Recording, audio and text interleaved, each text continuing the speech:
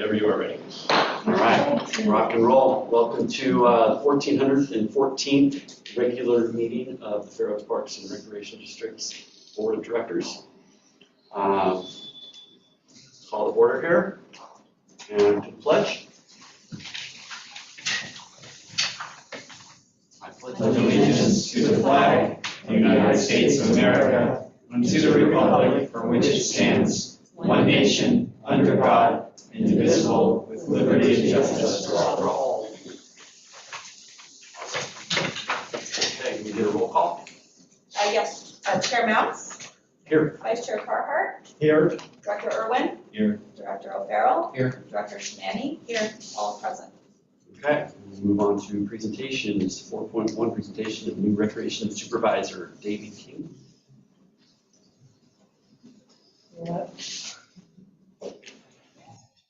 Good evening, Board of Directors. My name is Nick Davison, Recreation Manager. It's my honor to introduce our new Recreation Supervisor.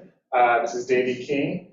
He will be responsible for the sports and outdoor programs, as well as a little bit of seniors, and then also our facilities, so indoor and outdoor facilities.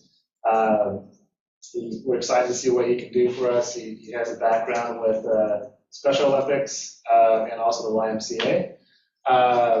And we're just really excited to have him on board and look forward to the future with him. Excellent. Welcome aboard. Thank you. And yeah, as Nick said, I started my career in Florida, working for Special Olympics in Florida, and then some time with the YMCA there as one of their larger associations, and then came over here to Northern California to work for Special Olympics here as well. So a good solid background in nonprofit health and recreation, and hoping to bring some inclusivity here. Welcome to the team.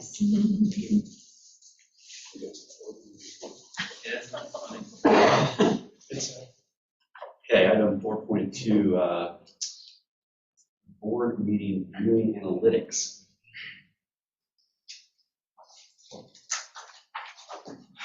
All right. Hello, board. My name is Ian Roberts. I am the admin assistant 2 here at the district. So, as you know, we've been doing live streaming our board meetings for since COVID, so 2 years or so, a little over 2 years. So we've been wanting to just make sure that you guys are aware of how many people are actually viewing it and make sure that it's working well.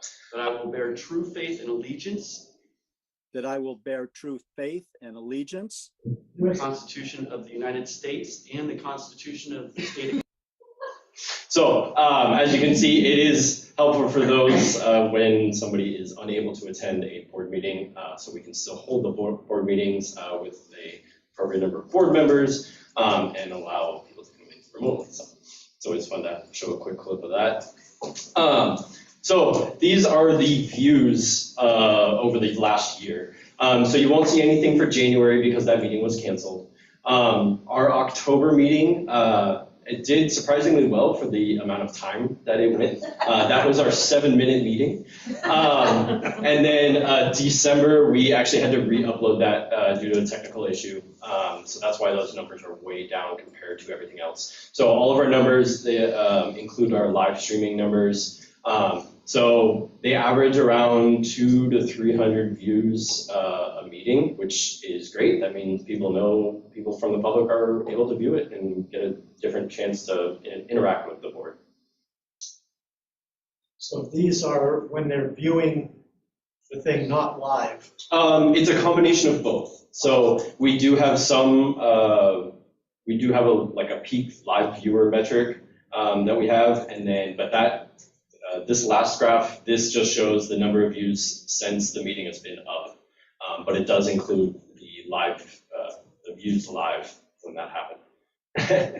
Do we get many comments? Not a ton. We don't get a ton of comments. We usually get a couple of likes and no dislikes, but sorry, a couple of likes and reactions to the meetings themselves, but it's not a huge amount, 1 or 2 per meeting. So this is the minutes viewed per meeting. Again, as you can see, that October one is pretty low, but that's just because that meeting was super short. So just to kind of give you an overall, looks like our highest one was just under 400 minutes. And if you ever wanted to know specifics, I've got information on all of these individually. And then just to kind of wrap it up, so an overall total views for all of the meetings combined is 2,700 or 2,077. Our peak live views with all meetings combined, 59. Reactions, 20 people give them likes, and then overall 2,759 minutes of board meetings have been viewed on Facebook. So just to reiterate, all these go on Facebook Live. They can access this at any time. And do you have any questions? So, sorry. So we have kind of two components of the digital park, right? We have the Zoom and we have the Facebook. Obviously, the Facebook we don't pay for, the Zoom we are paying for. People entering the Zoom one, such as Mr. McDermott, when they're entering the Zoom, the idea is that they're going to be speaking, they're going to give public comment. Is that how they're utilizing it? That's where they would give public comment. If somebody, occasionally we have people that just join Zoom just to view the meeting. They just are a passive participant, just like if somebody came in and sat down here. These metrics don't record anything like that, or don't record people that come into the meetings themselves. This is only through Facebook. And so how much are we spending for the Zoom component annually? I don't have the exact number, but it would be roughly $130 to $150 for the Zoom license. We use it internally for over the course of the year for many more meetings than just the board meeting. So it is a useful tool that we have, and we've joined many other meetings and created our own. But that's how much it costs per year. $130 to $150. I'd have to give you the exact number. So then we must be on the lower level as far as the amount of attendees that can be on. Because I know that Zoom, depending on how many people, Yeah, correct. it can get to. We can have up to 300 attendees per meeting, I believe. I believe it's around that number. So 150 annually. Does that seem correct? Yeah, pretty close to that. But I can get you, I can tell you the exact number. Mark? Yeah. Our meetings for ancillary uses. So quite a bit. Yeah, we use it internally quite a bit. Are there any other questions? Great. Awesome, thanks. Thank you very much. All right, we're going to move on to audience public comment on any non-agenda item. Any person may address the board on any subject in the jurisdiction of Fair Oaks Recreation Park District. Each speaker will be limited to 3 minutes, and any matter requiring board action will be referred to staff or committee for a report and action at a subsequent meeting. And do we have any public comment? Okay. That being said, I move that we approve the agenda for tonight's meeting. I'll second.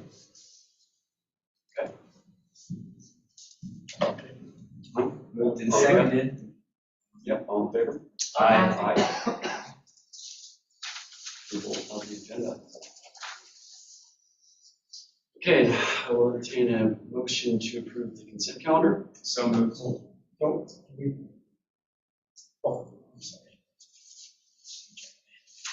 Okay. All in favor? Aye. Okay, all right, down. Okay, so agenda items 8.1, the monthly Fair Oaks Youth Advisory Board report.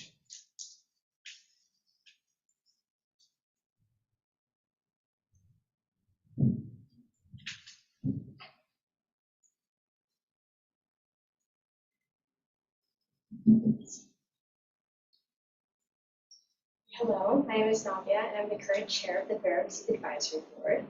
We are at our first meeting of the new year on January 10th, which was last Tuesday. At the meeting, we discussed a community event that we want to do, that we want to host in the next term with our honorary merit funds. And we also went through our service groups and just continued to discuss them. The Parks Cleanup Committee has a solidified date for their first meeting and cleanup. And the food bank has also started their volunteering. And the Grange continues to volunteer every second Sunday of the month at the breakfast. Upcoming in February, we have the family dance that we volunteer at and a presentation on the history of the Fair Oaks Recreation and Park District. We are looking forward to this new year and what it brings and are very happy with our successful first term of this. So thank you. Any questions or clarifications? You mentioned something rather briefly about the history of the park district. Is that what you said? Yeah, so every year we have someone from the district come and report on just the history and give us a background on what the Parks and Recreation District does and ways that we can also get involved. So that's what's going to be upcoming in February. Very good. Are you Thank speaking at that, Ralph? No. That's why I was. Surprised. Anything else? Thank you. Thank you. And moving on, item 8.2, discussion and possible action on nomination to the Sacramento Loyal Agency Formation Commission. It's SAC-LAFCO, Special District Advisory Committee. Yes, thank you. My name is Jennifer Larkin. I'm the Administrative Services Manager for the district.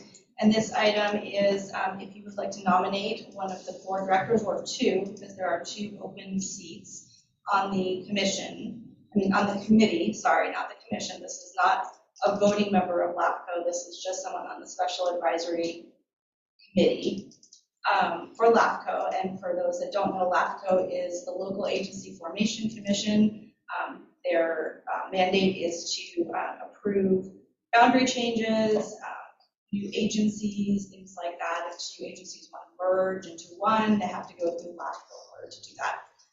So there are 7 vacant seats in Office B, which is a 2-year term, and then there are 3 Office A vacancies, which is a remainder of the 2-year term that expires on December 2023. So I guess it's just 1 year.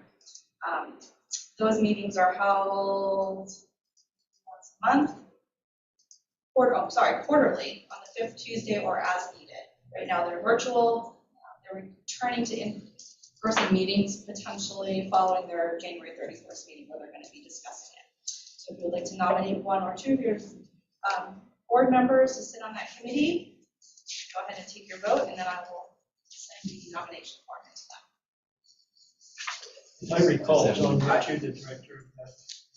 For far too long. Far too long. So you don't want to be nominated. I have no interest in. I thought so. I can do a primer on LAFCO that I can exhaust, bore you to death. But no, thank you. Have we ever had a park board member from county on there? No. Well, maybe the Special District Advisory Committee, but not the commission itself. It's fire and water on the commission. I would be interested in serving. I nominate Director James. I'll second Okay. that. So for which seat, the full 2-year seat or the partial? I prefer the 2. If you nominate me for such. Who actually does the election of that? They choose, the commission, I believe, are the ones that select the people that. So it doesn't come back to us for a vote. Okay. Well, when they're appointing a new special district director, it comes back to us to the actual commission seat. Is there anything we can do to advance our nominees? I think with 7 open seats, there's a good chance. And the chairman, Yeah. right, send Champagne. Yeah, champagne for all. Source. Okay. We have to have a motion We for need a that. motion to. Somebody needs to motion. There's a motion and a Or second. there was motion second. Was Okay, that a so we motion? need to- Okay, all in favor? Aye. Thank you. Excellent. Raymond, if you ever want some, I will come to you. I'm more than happy to share my vast experience. Got an excellent- Okay, we will entertain a motion to open up the 124th Fair Oaks Recreation Foundation Regular Board of Directors meeting. I'll move to open the foundation without adjourning our board of directors. Correct. I'll second that. All in favor? Aye.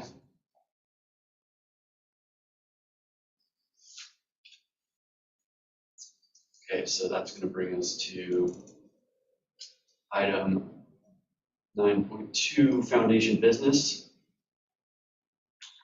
and approval of the minutes for Fair Oaks Recreation Board meeting November 16th, 2022. Do I have a motion? Move to approve the foundation board meeting for November 16th, 2022. Second. I'll second. All in favor? Aye. And item 9.2 dot II, is that what it is? Approval of foundation budget for fiscal year 2022-2023. We have a motion we need to go over that budget. We do have a report. Good evening, Board of Directors. Danielle Whitmore, Arts and Entertainment Manager, serving as the liaison of the foundation in this project. You have in front of you the foundation budget for fiscal year 22-23 and a request to approve it. And there are two sections of the approval. One is to approve the overall budget for the foundation. We have put this together as a requirement to respond to grant applications that can support arts and entertainment and recreation as we move forward through the foundation. And the second portion of approval is to use some of the existing funds that are in the general fund to purchase a donor database software so we can take online donations and ticketing for sponsorships and future fundraising events, which we have one coming up on May 13th. So you have a copy of the budget as your page 3 on this, and I'm open to answer any questions and see if there's any consideration for approval.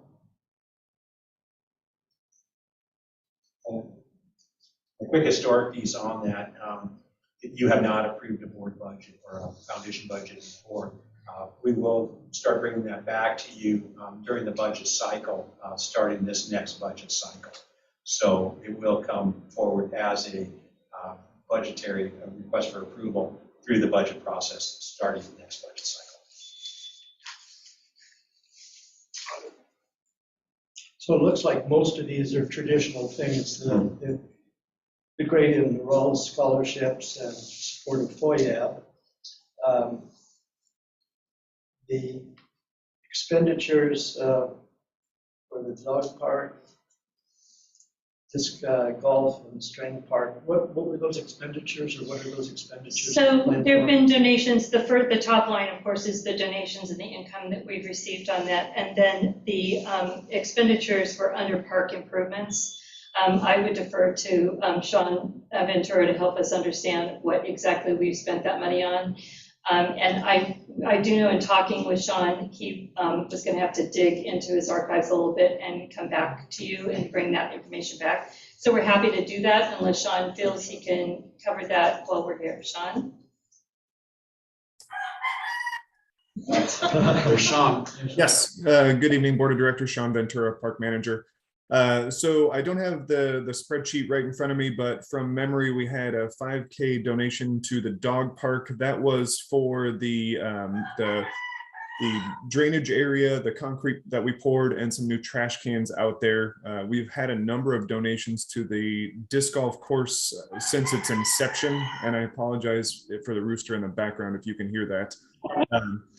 The disc golf course, what you're seeing there were the original donations we received from local businesses. That was for helping to offset the costs of the initial installation of the disc golf course. So the baskets, the tee pads, the signage, all of that stuff. We also received a directed donation for a disc golf return box out there, which is installed out there now. Pretty much everything we've got was, except for that disc golf return box, was right at the initial stage of the disc golf course going in there. And Danielle, if you could refresh me on what the other items they asked for were, because I do not have the spreadsheet in front of me. Bike park was the other one, is that correct?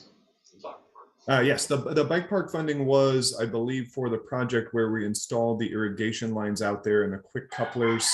When we tried to expand that park.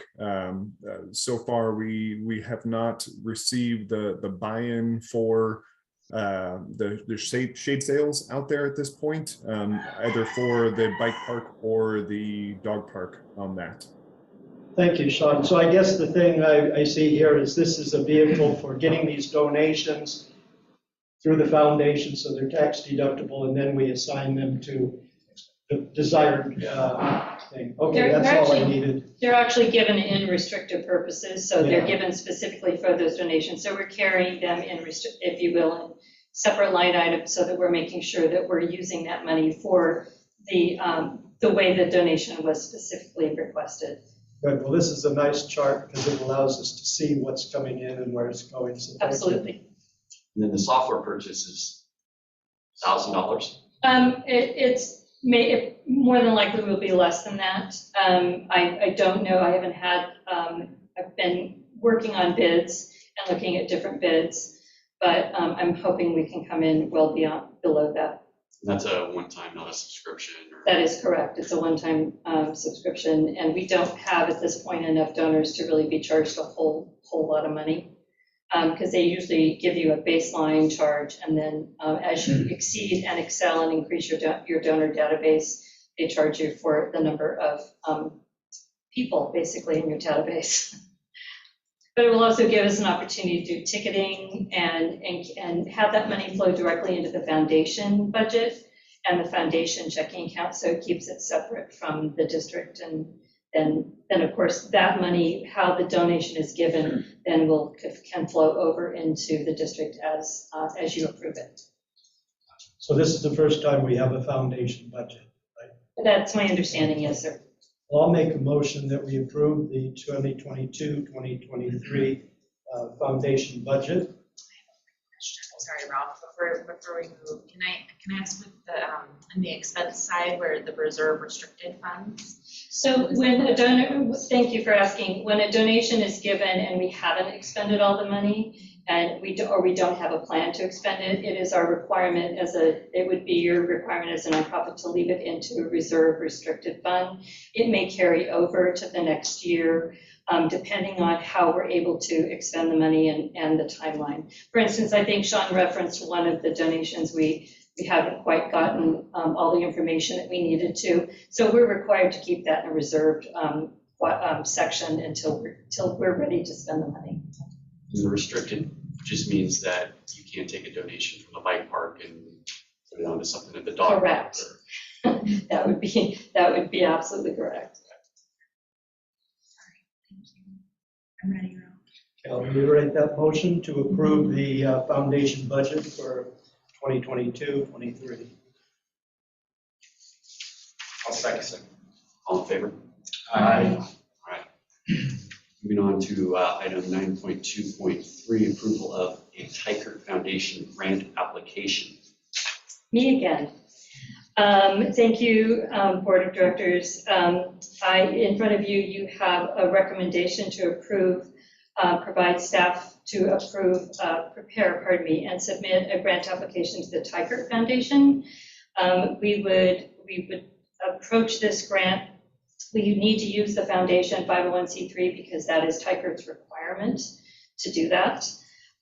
We've done all the backdoor work to get ourselves in line for Tykert's review, including the fact that you just approved a budget, which will also go in front of Tykert as well with the grant application. We are going to approach the grant to request that they support funding to offset SUFA signs for the Village Plaza, Village Park campus project. We have in our plans to put 2 SUFA signs out there, but that's in line with what we've done in other parks. I think we have them in 4 other parks. We have them in, Fair Oaks. Where else are they? They're in 4 signs. We have 1 in Fair Oaks and Miller Park and 2 in Phoenix Park. So it's a very similar product to what we're using throughout the district. So we're going to ask, Tykert has 2 grant cycles. We're going to hit them on the first grant cycle, which is a strategy that I'd like to use to go in on the first grant cycle, because if we don't get funded, we can come back to the second grant cycle. And in between that, we can talk with staff and find out how we can improve our performance on our grant application. Those are the digital signs that are correct. Updated. Can we update those? Yeah, we do. Staff updates those and electronically updated. Those are cool. Yeah, they're pretty cool. So what are we requesting for that? Thank you. We are requesting, the Tiger Foundation has a window, a variance window, so we're going to go in and ask them for to underwrite one grant super sign, which is approximately about $8,000. And so it says that the district will pay for the remainder. That would be my understanding. Well, I'll let you speak to that. Yeah, it would actually, this is bond fundable, so we can match this up with some bond funds. It's appropriately spent with bond funds, and it's probably very adequate. We still have to have board approval to do that, but we would then request additional funds through our money for. So it'll come back to us for any additional funds. Yeah, additional funds have to come back to you for that, correct? Great. Yeah. So has there been contact with the foundation and how Absolutely. have you talked to Fred? I haven't spoken to Fred directly. The way Fred actually I've spoken with Allegra, who is his grant manager. She and I have discussed our application. She's guided me on what we need to make sure we have in place. What traditionally happens now is Fred is a little busy with his foundation. So once the applications come into play, he actually will set up a meeting with us once the application is in place and they have an interest in reviewing. He talks to everyone, and I'm really excited to have him. Hopefully we can convince him to come and join Mike and do a hard hat tour, because Fred's he's a construction man, so this is right down his alley. I'm sure he'd love to see the project. I believe he's also district governor for Rotary too, so Oh, he support is. from our local Rotary might be. Oh, nice he is. too. I didn't know that. Yeah, I know his wife pretty well, and so I also know she's a very strong supporter of the arts. So I think there's some good symmetry in this whole application. Good luck. Thank you. Any other questions? No, I make a motion to approve the Tiger Foundation grant application. I'll second. All in favor? Aye. Thank you all. Thank you. Okay, get a motion to adjourn the Fair Oaks Recreation Foundation meeting and reconvene Park District Board of Directors meeting. So moved. Second. All in favor? Aye. Board and staff reports. Let's go first. You want us to go first? No, let's go, we'll go with the items. I don't have anything to offer. Let's go on. I'm happy to be back in person. I noticed there were some trees down at various places, and I guess we're probably working on that, so We'll hear a report. that's it. Happy New Year. No. I don't have anything. Well, I'm sure we'll probably hear in the board staff report, but I just want to commend everybody for, what we've gone through in the last week or so. There's a ton of damage out there in our parks. We've lost a ton of trees, which is sad. But we did approve a good investment with the chipper. I was talking about earlier. We would be spending a lot of money on renting chippers at this point. So yeah, other than that, I don't have anything. We will hear from staff on the trees. Yeah. Ian, did you have anything? No. Okay, and I believe, Nick, you had something? Yeah, real briefly. Good evening, Nick Davison, Recreation Manager. You may have got an email from me earlier tonight, or this evening, in regards to the Best of Fair Oaks event on Thursday, January 26th. But if you did not get that, basically we've been nominated for several categories, and there's going to be a rewards ceremony and gala at 5:30 at Northridge Country Club. And staff invites you to join us. It's free of cost for you to join. If you'd like to bring a guest, it would be additional $45. We did purchase a table, but you can purchase more. We can also do so for you guys. But we'd love to have you join us, and hopefully we win some awards that night. Can you give me the date and time again? It's going to be January 26th, so next Thursday at 5:30. It's a fun event. Yes. Yeah. Yes. So please let me know on RSVP. I responded. I got your Yeah. RSVP already. Thank you. Yeah, if you can let me know by the end of the day tomorrow, kind of short notice, just so we can make sure we get a spot for you. And have we all voted? Yes. Okay. Multiple times. Thank you. That's it. One vote for email account. Sorry. Danielle, do you have questions? You do, just one, that's okay. Only if you can, No. right? Good evening again, Danielle Whitmore, Arts and Entertainment Manager. Just wanted to ask you to save the date, put it on your calendar for the first ever fundraiser for Arts and Entertainment Division. It is Saturday, May 13th. We have a wonderful group of volunteers who have come together to help us. They're really a dynamic group. We also have a very special chair emeritus, which is Raymond James Irvin, who's sitting on our little work group. But that'll be the first ever fundraiser that we will put together, and it's really going to be a delight. So I hope you all can join us on that day. Thank you. What was the date again? Saturday, May 13th. Where is that Sure, going to we be? can just answer all their questions. Can you make sure we just get an email with all the information? Save the date? Absolutely, I would be happy to do that. It really is going to be amazing. I've been sitting in, I haven't gotten to go to meeting, but I've been seeing everything that's been going on, and it really is going to be an awesome event to support girls. So definitely awesome to go. Jennifer, do you have anything? I'll be mine, and I'll save Sean for last because he is going to give a storm update, and I think that's a nice thing to end on. A quick construction update. I know Chairman Mounts has asked me to give one on a monthly basis. I'll have a more detailed one next month, but I will give you what we have right now. In terms of the rain that's going on, I do not have there has been no current request for an extension of the contract time yet. I'm not saying it's not going to happen, but I should have an update on that next month. This rain definitely has put a slowdown on the project. Some of those slowdowns have been worked into their schedule. Have we had too many slowdowns? That's what I'll find out within the next month. So anyway, that's where that's at. The parking areas on Park Avenue, California Avenue, and Temescal now have pavers down on them. They've been compacted, and the approach to them has been smoothed out. So they're going to be usable. We do have to stripe them, and we are waiting for some drying to occur before we stripe them. We do want to stripe them all at once, so just save some money, of course. And so we're waiting for that striping to occur all at once. I expect an update on that tomorrow, on the timing for that, which would then allow us to open up those parking areas to the public. That's pretty important for the village as a whole. And we talked today briefly about the other parking areas, which would be the one in front of the brew pub, Fair Oaks Brew Pub, and the other parking area on Fair Oaks Boulevard. And the closure of those, there's concerns over the upcoming forecast, long term, and the weather. So we're monitoring that.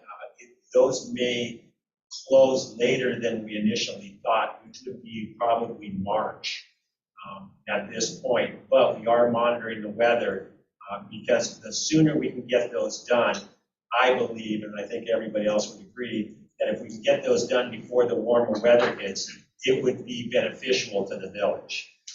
And so, but we have to have dry weather to be able to start tearing those apart. So Mike, are we going to replace the asphalt in those two with permeable pavers? And Yes, those would be permeable pavers. will there be a reservoir under them or just? Yes, and I'm going to give you a report on those permeable pavements, hopefully next month once they're done. We've been carefully taking pictures and having everything so we can give a full update on those because it's a very unique project that we have going on with those pavers. It was interesting watching them install. Oh my gosh, I mean, incredible, yeah. So we'll have a more detailed update on that next month because I think it's worthy and it's good for the public to realize what we're actually doing there. There will be reservoirs in Palm Tree parking lot then. I'll have to confirm that. Yeah, I'll have to confirm that. But if we do the pavers like that, yes, there'll still be a reservoir. Is that all shown in the original plans? Should be. so how many parking spaces will that release? I don't know the final count. And the other thing is, striping for ADA. We just talked briefly about that today. We could stripe it for ADA, but the challenge is right now, if we did, we don't have anywhere for an ADA needed parking spot where they could go because we are nothing but construction. So we may temporarily not strike that for ADA. And we will have to, we want to strike it for ADA when we have a place for someone who. Don't those spaces service businesses? Even with that, there's no ADA access to the village from those spots. So it might be beneficial to the village to not restrict, have a restricted use. Again, some of those will also be EV, electric vehicle at some point, so there'll be a restriction there. Those will come later. So in the interim, we're going to open up as many as we can for general use. So we're trying to. The rest of the construction right now is on cleanup. We're trying to reestablish what happened because of the rain. We caught a lot of rain in our retaining wall, in our framing of the retaining wall. It was like a kind of a giant fishbowl where we caught the water and then it opened up. And now we're putting those framings back up. So a lot of storm damage that we're having to deal with right now. So that's primarily what we're working on, and the parking areas. But we will have more timing updates. I do want to ask if you are interested in going to a construction meeting. We have those every Thursday morning at 9. I would ask, though, if you are interested, that we only take one board member in at a time, so we don't have any kind of violations or we have too many, I don't want to say interruptions, but it's nice to kind of spread your questions out over the time of the construction. So if you are interested, let me know. I'll be happy to set it up. We do them every Thursday at 9 a.m. And then the La Vista project update. We are holding back on the La Vista project just a bit. The reason being because we want to stabilize that funding for Village Plaza Park and the community clubhouse and the amphitheater. We're seeing increases over time because of a lot of things. For example, yesterday we found out there's some concrete behind underneath the asphalt behind the clubhouse. It has to be removed. It's a minor expense overall. It's within my authority to approve. I did approve it, of course. But we're kind of watching all those little things. I hope we don't get a big thing, and so but I want to be conservative. So I'd rather not start on the Village Plaza Park until we have it stabilized. We know we're going to stay within budget on Village Plaza Park, the amphitheater, the clubhouse. I did find out, though, for La Vista, that we will not be able to apply for land and water conservation funds, which was initially my hope. The reason being is you have to actually own the property. We're just leasing the property. So I did confirm that with the state, and a long-term lease is not ownership. So we are looking for alternative funding to assist us with that project, even though we're not doing anything with the project. I've noticed that almost all of the San Juan school district members have changed in the last election. Did they? Okay. I believe so. A lot of the incumbents take it on district. So I guess I'm just wondering if that has any effect on this stability of our partnership with them. And maybe we should outreach and bring them or do something, you know. Let me check with my contact, the staff person at San Juan that I work with. Let me check with them and see what their recommendation would be on that. The staff person is still there and definitely supports the project. Yeah, since a lot of them are getting this new, it might be courtesy to it. Yeah, it'd be nice for Reba if we had it. You tell them we're starting some work there. And the other thing was we will be using those facilities, even though we have not done any renovations. We've used them in the past under the joint use agreement. We have been using them. We will continue to use them, and the users have helped us maintain and manage those, and we'll be doing our general support for those. So we'll continue to do that. So those fields are still usable and will be usable by girls softball under the same format that we've had prior to the lease agreement. So it's not like those things are just sitting vacant. It's just not being approved. And the bond budget, I got a request to have a bond budget as part of your packet every month. And that was from your last meeting. We are bringing a format to the Finance Committee early February to get their input on what this looks like. We have a draft for that. Once the committee agrees and we make any changes, then we'll be bringing to the board in February for your approval as a format of how you would like to see this. So it'd be That's nice to moving have, forward. it'd be nice to have a consolidated summary of all the change orders too. All the change orders. Right, and that is all I have. And I will turn this over to Sean. Good evening once more, Board of Directors. I remain Sean Ventura, Parks and Facilities Manager. I'm going to share my screen if that is available to me, Ian, here.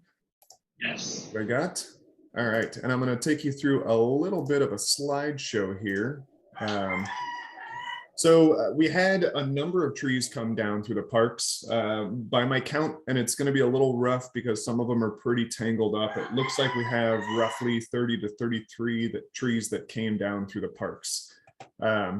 Just going to take you through park by park here. This is the east side of Bannister. It's kind of on the edge of our property, and we're kind of determining whether it's on the outside or inside, but I thought I'd add it in anyways. This area is a little bit difficult to tell the full extent of the damage because it is a rather tangled mess over there. We do have, backing up. We do have several trees down throughout the area. It is, when it dries out, going to become something of a fire hazard as this area is pretty tangled up over there. It hasn't seen a trimming crew in some time. My computer is acting a little funky. Here we have a eucalyptus that was over by the softball fields at Fair Oaks Park. We had about, I want to say 9 trees that came down at Fair Oaks Park. This one was interesting because we had a big chunk of it still hung up in the tree that we had to pull out with a gator and try and avoid damaging our infrastructure there. I will note that through most of the damage we saw through our parks, it was pretty lucky. We had one tree fall on a neighbor's fence here at Fair Oaks Park. One tree at Miller fell on a, why is it doing that? One tree fell on a picnic table over at Miller Park, but otherwise our damage to just infrastructure surrounding these trees was fairly minimal. This is one tree that came down in the grove over at Fair Oaks over by the Starbucks there. We had a large section of trees coming down on the hillside on the west side of the multi-purpose field at Fair Oaks Park there. You'll see here some of them coming down and taking others with them. I've got a couple of wide shots here that kind of show the extent of the damage here. And once again, I apologize if the rooster is coming through. He likes to talk when I talk. So we have, I think, like I said, maybe 9 trees down here. I will also note that almost every tree that came down caused some limbs on nearby trees to be heavily damaged. I don't think that the ones that lost limbs in relation to the trees are going to be lost to us, but it is kind of collateral damage that happens anytime a tree falls in the forest. This primarily happened in that major windstorm we had over New Year's Eve. This damage you're seeing here was from the previous windstorm. A lot of just smaller trees that came down in this small area, which is again right by the multi-purpose field. A little bit of a wider shot there. This was a tree, an oak tree. I believe it was a valley oak, but it's a little hard to tell when it's just the bark on there. And I got to this one a little bit after it started getting cut up. The lucky part is, well, lucky or unlucky, it did not fall towards the playground. Nobody was out on the playground at the time, but sure would have been nice to be able to just replace that whole dang thing if it came down the other way. This one is a Canary Island pine. It, as you'll note, is right next to the SMUD panel where all the power comes into the park. It was interesting. I got SMUD out there to take a look at it just because it was so close and there were conduits tied up in some of the roots there. Just for comparison of size here, we have Nathan Martinez, our park supervisor, standing next to the root ball. We have some trees down at Gum Ranch. This is over the creek near Kenneth. This is in the undeveloped area to the north of the creek. close to the area that we're considering selling some of our property. Thankfully, no neighbors over here were impacted by this. This is along Madison Avenue. Some of these pines came down, cedars came down into the roadway. Looked like SACDOT got there before we did and cleared the roadway. This is another angle. Our maintenance shop did not survive either. This is, I believe, an interior live oak that came down over our fence. We got that cleared out and the fence restored. Manana property, the open land there, we have a tree down next to a neighbor's yard and, one right across the kind of walk path everybody comes through. As you can see, this one did come down and it looks like it hit another tree on the way down and damaged that quite severely. Again, once again, Nathan Martinez pointing at, it's kind of an inside joke with our parks crews pointing at a down tree. This is another tree at Miller Park on our disc golf course that came down across the access road to the cell towers. It did not hit the cell tower properties, thankfully. A wider shot of that. Another one that came down on hole 5 of the disc golf course. It should make that hole significantly easier, though we hate to see a tree come down. People will probably do much better on that hole. The picnic area at Miller Park, several olive trees came down around that. There were 2 there. This is the other damage that we saw. It's a concrete table. It already had some damage. You'll see on the right side of the top of that table where we soft cut away one of the damaged boards. Probably getting pretty close to replacement now, just so people don't get hurt trying to use the picnic area there. This one came down just the other day. The ground is so wet. These roots with the amount of weight they have on these trees, sometimes they just don't make it. It should also be noted that the ground squirrels out there do dig around these roots pretty heavily, so it weakens them quite significantly. We are always working towards eliminating that issue. This is a couple of olives over by the playground, still at Miller Park. And if any of you have spent any time over at Miller, the big leaning tree looks like it has leaned its last. This is at the north end of Montview Park. Not any, as far as I saw, full olives that came down, but most of them are codominant stems, which means that 2 similarly sized trunks growing from the same root structure. A lot of those lost half or 1/3 of their structure in this last windstorm. Again, another shot of the grove. And this is over by some of our picnic tables near the playground. Many of the olives snapped or just lost entire trunks. This, I believe, was a Chinese pistache, also at Montview. Kind of a blessing in disguise. We just had a loan of a lot of electrical saws and stuff from the California Air Resources Board, so we've been able to run those through their paces to see how they work out on larger projects. This was a redwood on Ballfield 1 at Phoenix Park. You'll see in this next picture, this one just snapped off halfway.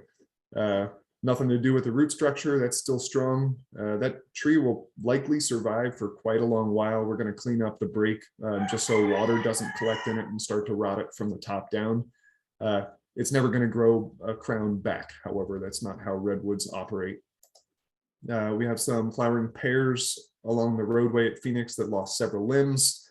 These trees are notoriously weak, so that happens in the best of times too, so I'm not surprised some of these lost limbs.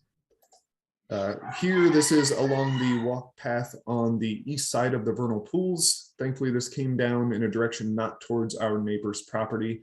It did come down under some trees that they planted themselves and were trying to protect. We cut this away from their trees and there was not significant damage to those. So we have a happy neighbor there. Just another shot of that. As you can kind of see, most of these the wind was so much, it ripped roots right out of the ground and snapped them off right there. We will likely see the ramifications of this as we move forward here south of Phoenix Park. Looks like an interior live oak as well. As these roots degrade, we are going to see some depressions forming where these trees came down. That's just something that we'll have to deal with in the future. Another shot of that oak at the south end of Phoenix. And even in our vernal pools, some of the trees didn't survive as well as they could. This one will likely keep going. It's not the whole tree, but that is kind of a sum up of some of the damage we had through our parks. Go ahead and stop sharing my screen. We are working pretty heavily on these. The ground is so saturated, we can't get heavy equipment out to do any chipping at this time. So we are essentially just limbing and bucking these trees and leaving them in piles out in the parks. If you see a big pile out there, it's not that we got lazy, it's just that we can't get the equipment out there. So as soon as it dries up a little bit, we're hoping by the end of next week, we're going to get the chipper out and we'll start removing all those piles before they become issues for fire hazards and the like. Any questions? Chips in our own parks, I assume, rather than to the dump. Yeah, we are going to chip them and mulch around some of the nearby trees. We don't have the equipment to chip large amounts of wood and move it around the parks, so it's going to be used on site around still healthy trees. John, the 2 trees that went down on Ridge Street, that was DOT that was first responder on those? Madison Avenue on our little strip of landscaping that we have there. On Ridge Street? On Bridge Street. I have not seen those. Yeah, well, the first one that went down on a person, and he was able to get out. And then 2 days later, the next one went down, and there was a good Samaritan out there today with a chainsaw trying to move the brush back. There's a path that you can walk down to the Red Ridge, but for a while, when that first one went down, there was no access at all. So Sean, just a thought here. The olive trees, if they haven't uprooted, they will come back from their roots or from the stems quite fine. So similarly with eucalyptus, the other trees won't come back from their root systems, but in your calculations, whether you remove those things or not, know that olives and eucalyptus can come back and re-sprout and grow a new tree. 100 years? No. Aren't those, how old is this olive trees? Those olives are probably over 100. Yeah, exactly. Yeah. But they also, if they've fallen over, it's very common in the trade to uproot trees like that with very little roots, transplant them, and thin out the tops, and you got another tree. So they're very, very, malleable.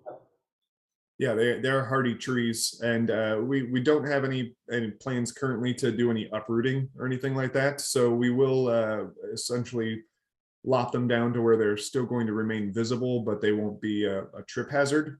So we'll flush cut as much as we can, and we're still formulating plans as to where we will be doing plantings to recover from the loss of 30 or so trees. I noticed one of the olives had fallen over, the roots were there. Your alternative is to thin out the foliage, dig a hole, and poke it back in. You'll have another 100 years. Noted. Lots of work. We're doing it with staff and not with contractors. 100% in-house. Kind of an update on that too. We are monitoring and watching for the opportunity to apply for disaster relief funds. So just so you know, we are seeing if we have that ability to apply for those types of funds.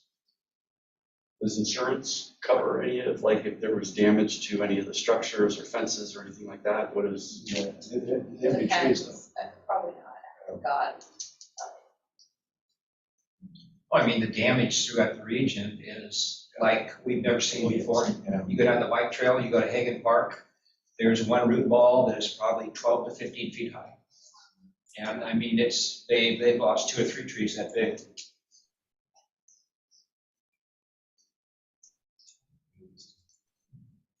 All right. Any questions for Sean? Oh, thanks, Sean. Thank you. Thank you, Sean. Thank you all. Okay, at this point, we'll entertain a motion to adjourn to our regular meeting on February 15th, 2023 at 6 p.m. So moved. Second. All in favor? Aye. Aye. Adjourned. Well done, first time.